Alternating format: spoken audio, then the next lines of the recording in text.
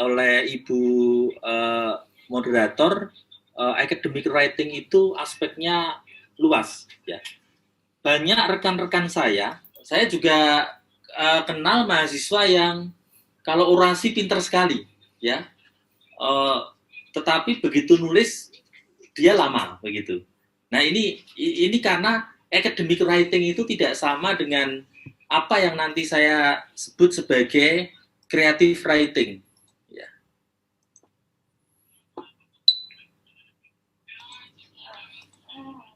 Ya, jadi academic writing itu terutama adalah bukti bahwa seseorang sudah menyelesaikan jalur pendidikan tertentu.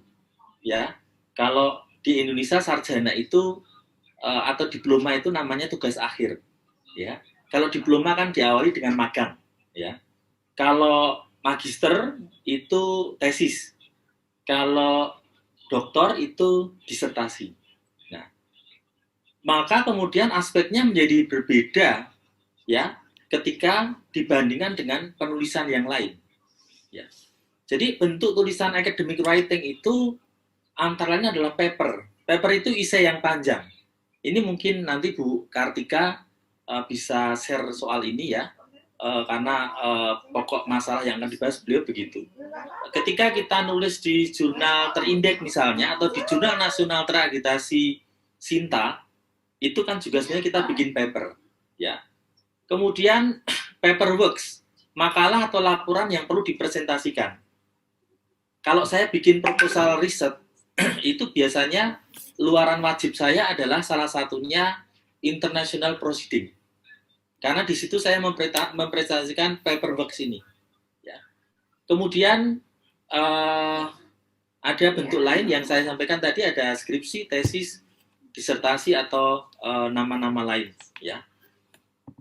Di universitas tertentu saya melihat juga sudah bervariasi. Ada yang untuk lulus sarjana itu cukup membuat pendapat hukum atau legal opinion, ya. Jadi dia misalnya dari segi ketebalan itu tidak seberapa banyak dibandingkan skripsi misalnya. Nanti di dalam rangka kampus Merdeka dan aktivitas Merdeka Belajar, kalau menurut saya pribadi itu perlu juga dirombak pandangan soal tugas akhir ini.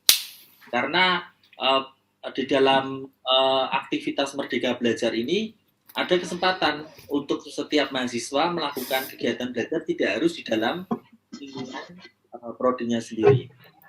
Nah, apa bedanya academic writing ini dengan creative writing? Ya, kalau menurut saya academic writing itu kan non fiksi ya, jadi berdasarkan fakta, maka dia harus ya. Maka ketika membuat daftar pustaka atau reference, ya, pertama itu yang ditempatkan adalah jurnal. Karena artikel jurnal itu asumsi dalam komunitas ilmiah internasional adalah hasil penelitian. Baik itu penelitian non-doktrinal maupun penelitian doktrinal. Kalau buku itu belum tentu hasil penelitian. Ya. Sehingga dia degree-nya itu ada di bawah jurnal untuk sebagai referensi. Setelah jurnal itu adalah proceeding. Setelah proceeding adalah chapter book. Chapter book itu biasanya satu buku yang menghimpun sekian banyak penulis, diedit secara bagus, kemudian menghasilkan topik-topik tertentu. Ini yang jadi ukuran kinerja publikasi dosen juga, chapter book. Kemudian setelah chapter book baru buku, ya. Buku, kemudian monograf, dan lain sebagainya. Sampai nanti website. Nah, saya merekomendasikan untuk khususnya rekan-rekan mahasiswa, tolong hindarkan atau jauhi kebiasaan menulis proposal tugas akhir dengan banyak mengutip blogspot misalnya, atau WordPress, atau blog-blog gitu ya. Walaupun kadang isinya juga baik, tetapi sumber-sumber seperti itu dalam perspektif editor jurnal internasional itu kadang tidak dianggap sebagai sumber yang bisa dikonfirmasi. Ya. Jadi sejauh mungkin dibiasakan menulis itu apa namanya, referensinya yang paling banyak adalah jurnal. Dan sekarang tidak ada kata kesulitan itu. Asal kita punya, nanti mau saya sampaikan di bagian akhir presentasi saya, keterampilan penelusuran literatur jurnal. Nah, kemudian ditulis dengan bahasa formal. Jadi bahasa formal itu adalah bahasa yang dalam tanda petik to the point, ya. Jadi misalnya begini, undang-undang Omnibus Law telah menyebabkan kritik publik begitu. Ya, itu jangan ditulis kalau kita mau nulis di skripsi atau bahkan di jurnal internasional, ya, atau di jurnal Sinta saja. Saya pernah dicorek banyak itu ketika nulis di sebuah jurnal Sinta 2, menggunakan bahasa-bahasa yang biasa saya gunakan ketika saya nulis artikel koran. Ya. Misalnya, dengan kehadiran Undang-Undang Omnibus Law, gemuruh suara publik semakin mencuat misalnya. Itu pasti kalau kita nulis di Scopus itu akan dicoret gitu. Karena nggak mungkin dipahami. Karena itu kan intuisi kebahasaan yang dikenal dalam pembaca yang bisa native speaker bahasa Indonesia. Demikian juga ketika nulis skripsi, mau nggak mau bahasanya formal, tapi tidak kaku, ya, tidak kaku. Ya. Kemudian menggunakan istilah akademis, ya. Jadi tadi saya katakan, Ibu Moderator juga singgung aspek dari academic writing itu seperti itu.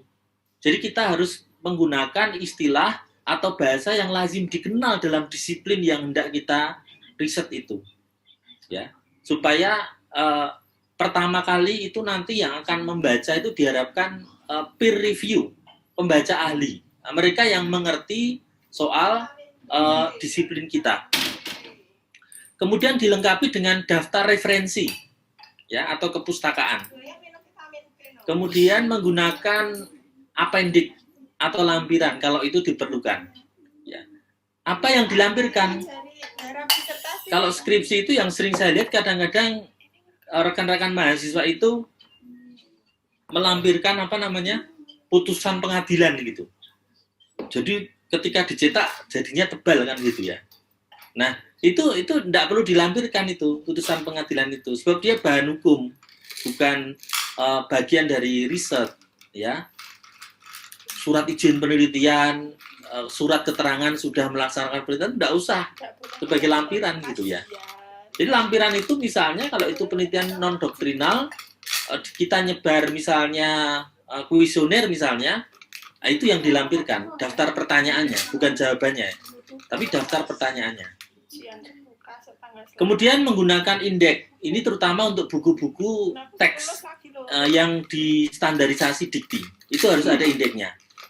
Kalau tidak, pengalaman saya waktu ngajukan kenaikan pangkat dosen, walaupun buku saya banyak, tapi banyak yang didegradasi dari harusnya buku teks menjadi bahan ajar atau bahkan menjadi modul sehingga nilainya tidak maksimal karena tidak memenuhi kualifikasi ini, ada indeksnya dan seterusnya.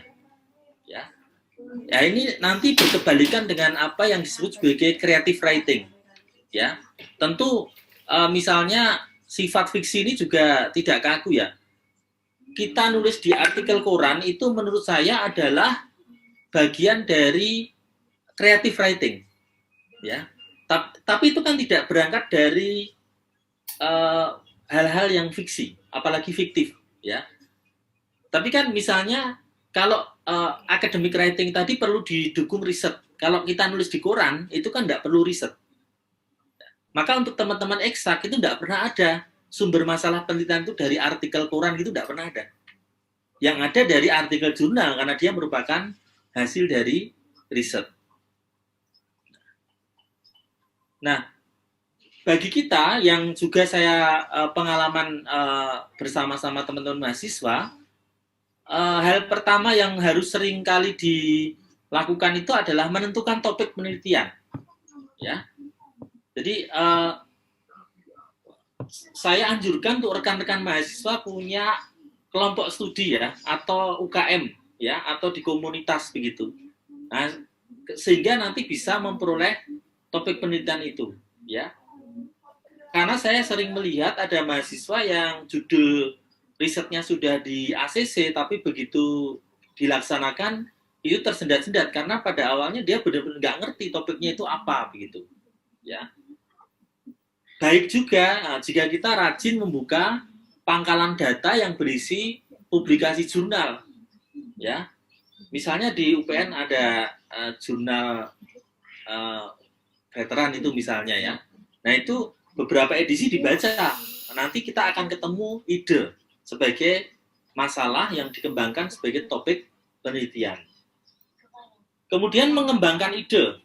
Ini yang sering luput dari rekan-rekan mahasiswa terutama, juga rekan-rekan dosen pada saat mengajukan riset ke Dikti, state of the art. State of the art itu gampangannya adalah apa yang sudah terjadi dengan topik kita itu. Misalnya kita akan riset soal perlindungan konsumen. Nah, ketika kita sudah temukan topik, ya, kita kemudian harus meyakinkan pembaca, dan ini masuk di latar belakang masalah state of the art-nya. Selama ini yang terjadi dengan topik itu apa? Seberapa banyak topik itu menarik komunitas ilmiah? Ya, seberapa banyak publikasi sudah dihasilkan dari topik itu? Nah, itu akan tampil dan kita rekam itu sebagai perdebatan untuk menunjukkan bahwa apa yang kita teliti memang masih ada gap yang belum selesai dengan riset-riset sebelumnya. Ya. Kemudian judul. Nah, kalau sudah idenya ketemu, temanya ada, maka perlu dirumuskan dalam judul. Dan menuliskan judul ini urgen ya, karena dia harus menunjukkan bahwa apa yang diteliti itu baik dan memang harus dilakukan penelitian.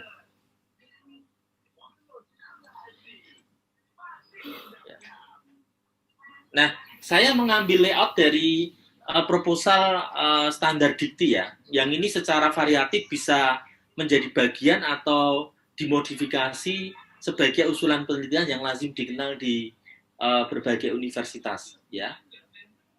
Jadi intinya itu setiap proposal penelitian itu ada pendahuluan, tinjauan pustaka, metode penelitian, biaya dan jadwal penelitian. Bagaimana ketika kita membuat judul ya? Judul itu harus ringkas, tetapi dapat menggambarkan keseluruhan ide secara besar ya dari proyek penelitian yang akan kita lakukan, tidak bias, ya. Juga tidak misinformasi. Jadi sifatnya informatif.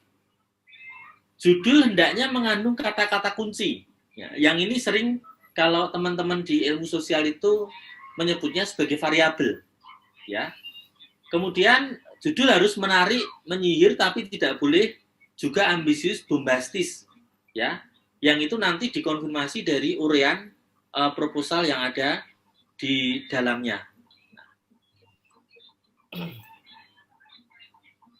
Ketika kita bikin judul, hindari kata-kata kajian, analisis, studi, uji, dan seterusnya. Ya, kajian itu kan ya riset dan sebetulnya. Jadi kajian tentang itu artinya double term dengan riset itu sendiri. Analisis itu metode penelitian, jadi nggak usah dicantumkan di judul. Studi terhadap begitu juga itu objek pengamatan, itu bagian dari metode, bukan dari judul ya. Nah, judul juga tidak boleh ditulis dalam bentuk singkatan, ya, karena itu menjadi tidak informatif, karena tidak semua orang baca itu akan ngerti istilah-istilah yang mungkin hanya khas di dalam disiplin ilmu kita. Nah, ini contoh judul yang menarik menurut saya. Permodelan baru mekanisme pengejuan konstitusional terhadap peraturan daerah. Ya. Rekonstruksi kebijakan hukum pertanahan di daerah Yogyakarta. Membangun kelembagaan dan peranata hukum berbasis modal sosial bidang kelistrikan. Rembuk desa sebagai lembaga mediasi penyelesaian masalah tanah bagi masyarakat pedesaan. Kita lihat coba, judul-judul ini kan umum, informatif, menarik perhatian. Jadi nggak perlu di situ ada dalam kurung studi terhadap ini, enggak usah, itu bagian dari metode, ya.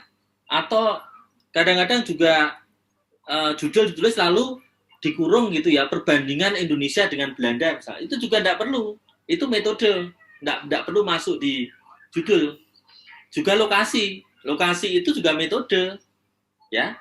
Misalnya Rembuk Desa sebagai lembaga mediasi penyelesaian masalah tanah masyarakat pedesaan, kurung studi di desa A Kabupaten C misalnya, enggak perlu, itu adanya di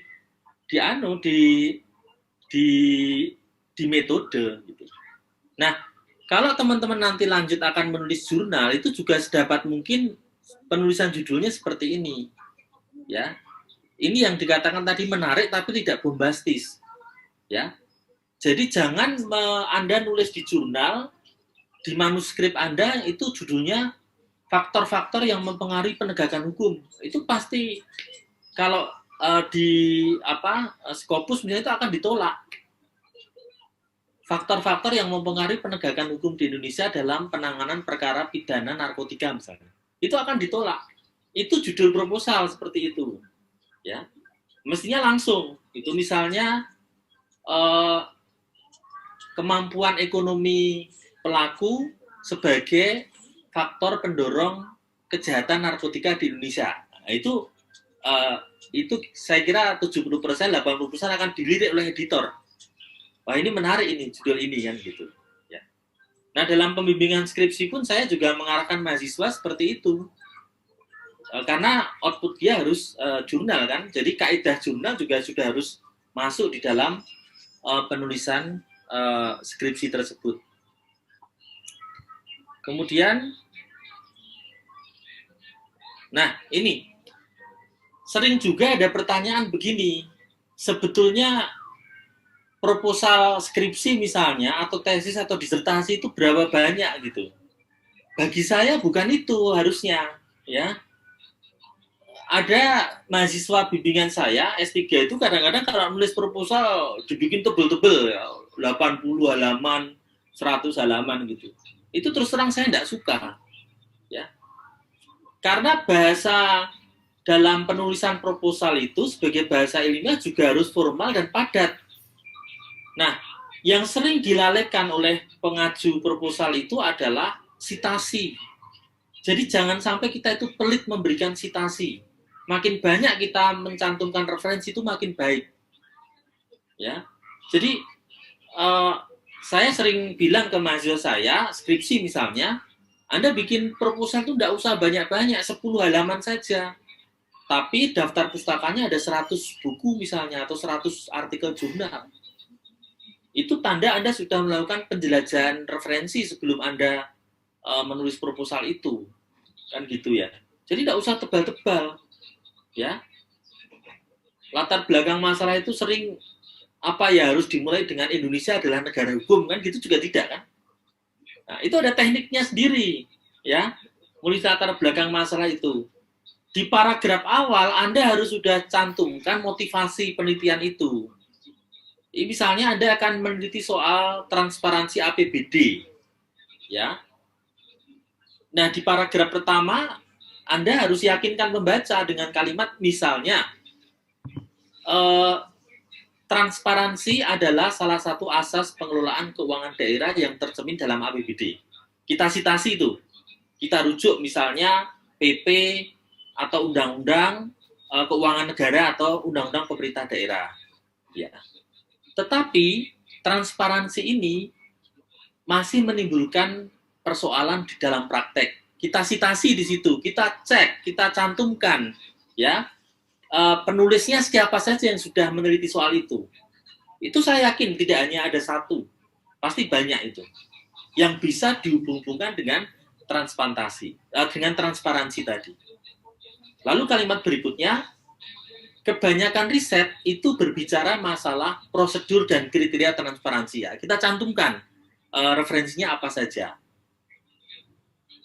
Dengan demikian, riset yang terkait dengan misalnya evaluasi terhadap transparansi belum dilakukan. Nah, berarti kita sudah meyakinkan pembaca di paragraf awal dengan 4 kalimat tadi bahwa masalah evaluasi transparansi pengelolaan keuangan daerah yang tercermin dalam APBD itu belum banyak disentuh, ya.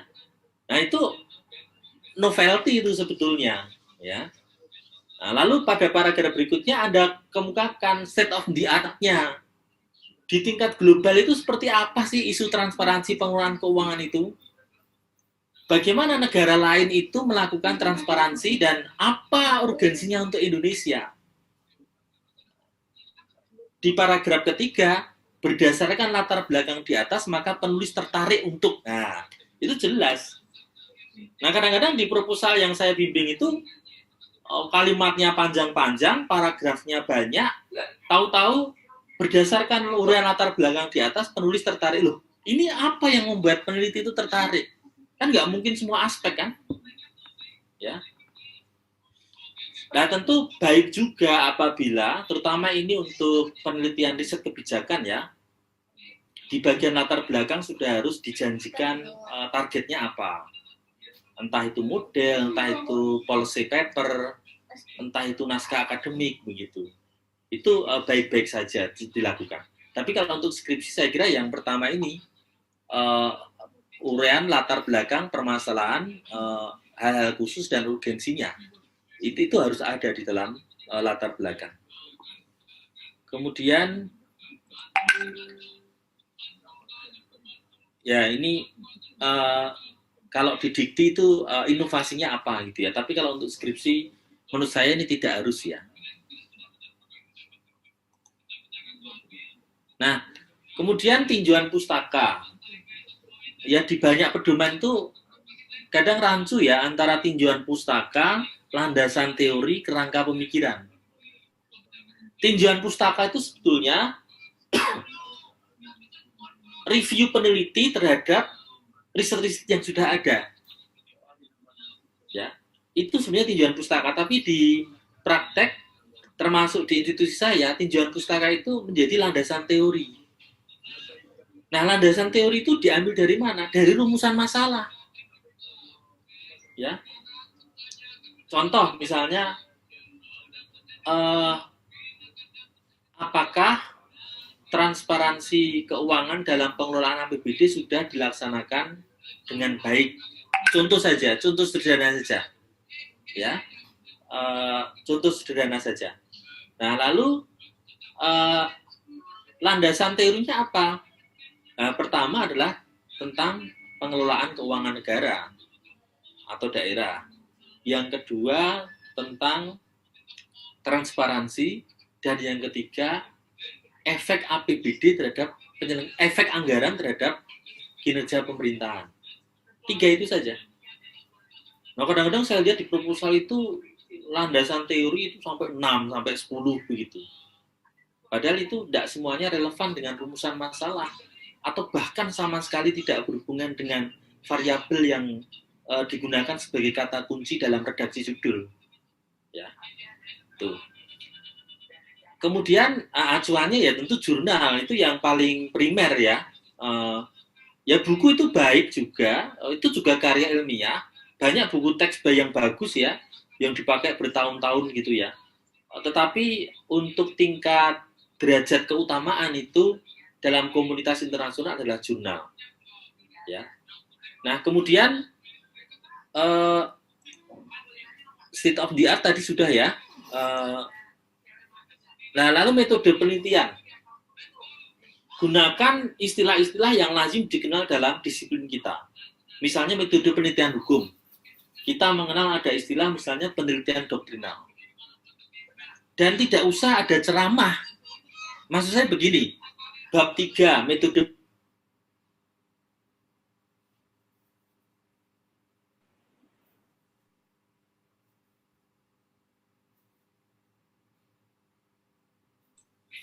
penelitian meliputi apa? Penelitian doktrinal dan non-doktrinal. Penelitian tidak usah, langsung saja jenis penelitian ya. Penelitian ini menggunakan jenis penelitian doktrinal. Karena ya, kita akan melihat preskripsi nilai yang ada dalam peraturan perundang-undangan yang terkait dengan topik penelitian. Sudah begitu saja. Ya. Jadi tidak usah ada ceramah, penelitian itu apa, penelitian doktrinal itu apa, tidak usah. Ya. Kemudian juga sumber informasi penelitian ya. Karena kalau Pak Peter Mahmud kan dia tidak mau menyebut istilah data, tapi kalau Suryono Sukanto kan menggunakan data. Ya. Sumber informasi penelitian itu kan juga harus dicantumkan. Apa yang betul-betul akan dibutuhkan saja. Kadang-kadang saya melihat proposal itu, penelitian ini merupakan penelitian doktrinal yang menggunakan bahan hukum primer.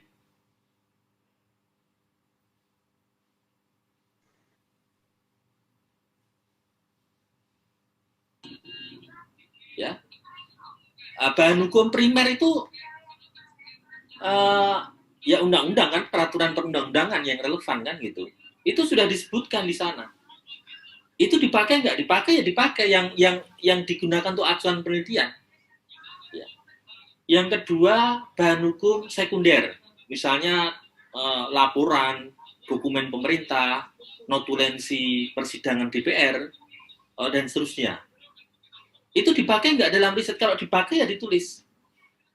Lalu bahan hukum tersier, kamus misalnya, itu kalau memang Anda nggak menggunakan kamus ya nggak usah ditulis. Ya. Nah, paling bagus sebetulnya ketika Anda presentasi di hadapan dosen pembimbing, itu Anda sudah mengemukakan alur penelitian. Ya. Itu secara rinci ya, sehingga dalam bentuk diagram saja itu kan paling satu lembar Excel itu ya.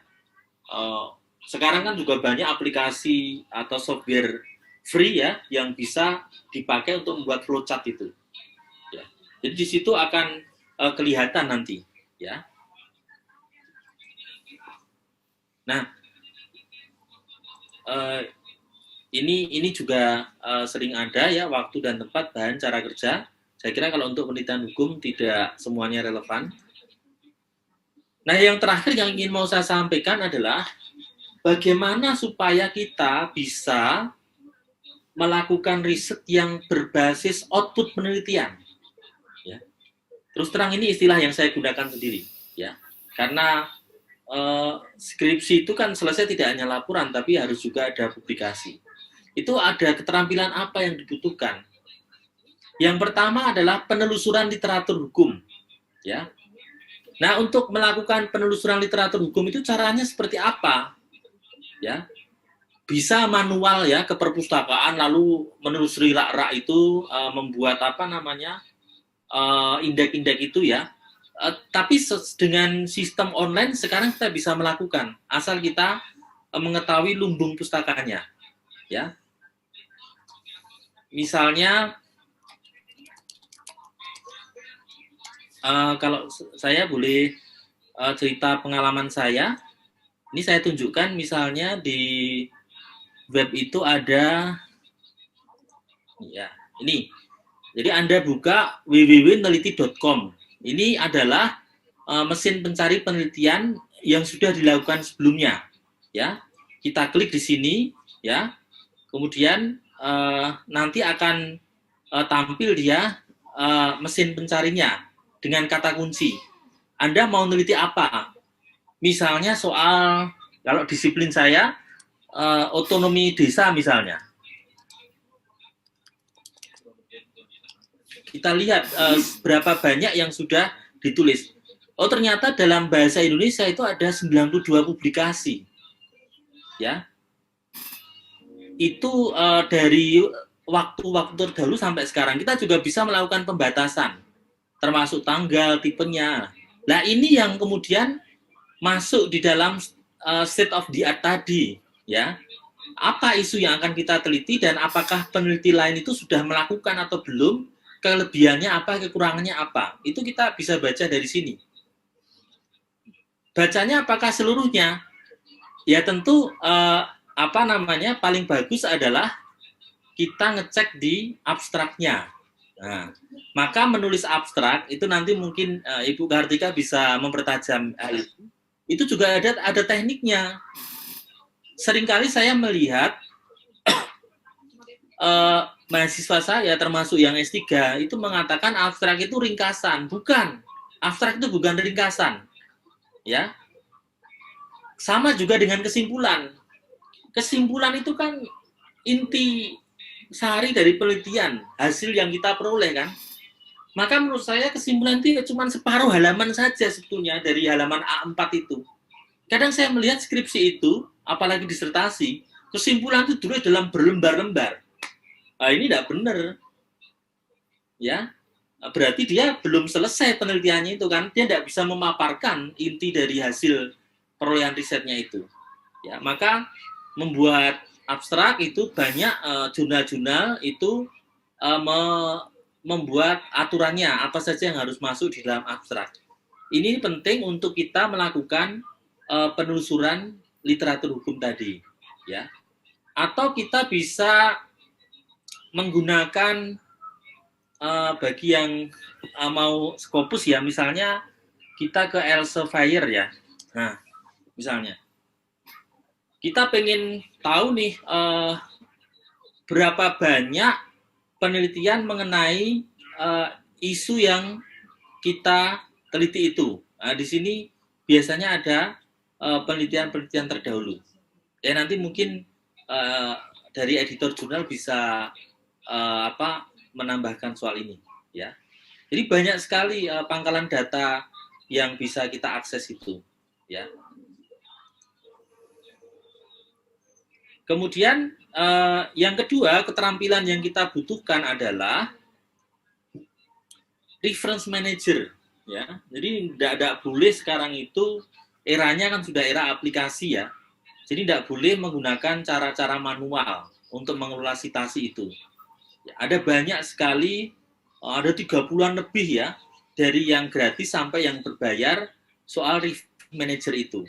Ya, ya, saya izin menunjukkan, misalnya saya seringkali menggunakan reference manager ya, yang itu saya add-on-kan di di software Office saya, itu adalah Yotero ya.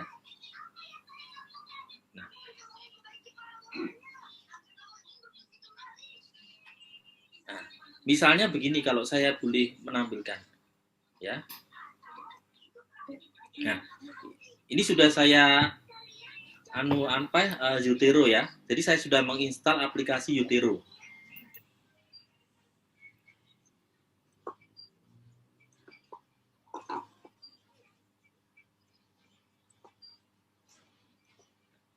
Ini sudah kita aktifkan Yotero-nya ya. Nah, ini adalah lumbung-lumbung data yang saya bikin setelah saya melakukan banyak publikasi atau penulisan buku ya. Jadi cara penggunaannya adalah misalnya kita nulis nih tak gitu ya, lalu kita butuh citasi kan, citasinya apa, misalnya di UPN apa stylenya, misalnya apa di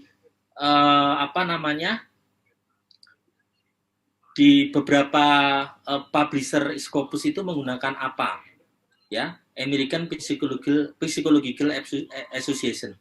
Ya, kita tinggal nulis saja, misalnya Jimli Asidiki. Oh, mana dari yang mau kita kutip, sudah gitu. Sudah ditulis di sini ya.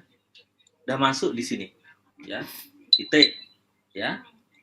Kemudian kita gunakan citasi lain, siapa, misalnya Hikmatul Huda. Kita cari. Nah, ketemu kan. Nah, terus nanti kalau kita udah selesai semua, kita tinggal bikin daftar pustaka kan di akhir itu. Nah, kita tinggal klik di sini. Nah, sudah muncul dengan sendirinya. Oh, kita kelewatan nih, mau edit lagi, kita nulis saja. Oh, kita dapat referensi baru, misalnya siapa kayak begitu ya. Nah, misalnya begini. Nah, dia otomatis akan terdaftar di sini. Berapa ribu pun itu tidak akan ada yang kelewatan. Maka saya sharing saja di sini pedoman penulisan skripsi yang masih memisahkan antara buku, jurnal, macam-macam itu sebetulnya tidak sesuai dengan perkembangan di publikasi internasional. Karena yang dibutuhkan adalah urut abjad ya. Tidak dikelompok-kelompokkan, tapi saya melihat di beberapa jurnal nasional Sinta, termasuk yang Sinta 2, itu masih minta dari pengalaman saya pernah nulis, lalu salah satu koreksi dari editor adalah saya harus melakukan pengelompokan dari pustaka saya itu menjadi jurnal buku. Itu sebenarnya di banyak publikasi Scopus sudah tidak dipakai lagi. Nah ini contoh saja ya. Yang terakhir adalah membuat layout penelitian. Nah, teman-teman jangan segan-segan ya. Kalau sudah punya dosen pembimbing itu harus dimanfaatkan betul diskusi itu. Karena kan sebenarnya teman-teman itu buat logbook ya. Nah itu biasanya saya mengontrol. Jadi saya mengizinkan seminar proposal misalnya itu kalau sudah berapa kali pembimbingan. Itu orang mahasiswa, Bapak Ibu yang saya muliakan, Ibu Noviantika selaku moderator, paparan saya tidak banyak memang, tapi saya lebih berangkat dari apa yang saya rasakan, saya alami, sudah saya lakukan untuk kita jadikan pokok-pokok atau dasar-dasar, barangkali nanti ada diskusi lebih lanjut. Terima kasih, waktu saya haturkan kembali kepada Ibu Noviantika.